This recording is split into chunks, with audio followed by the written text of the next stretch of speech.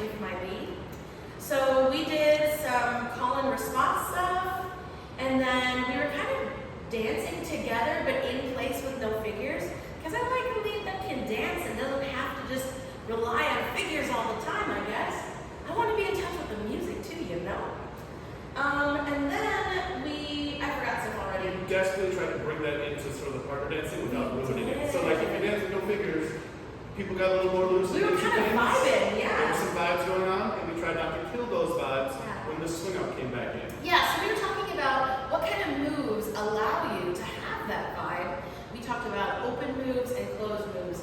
And if you think I made that up, I totally didn't. It comes from elementary school, open questions and closed questions. Google it. It'll help you out. There you go. That was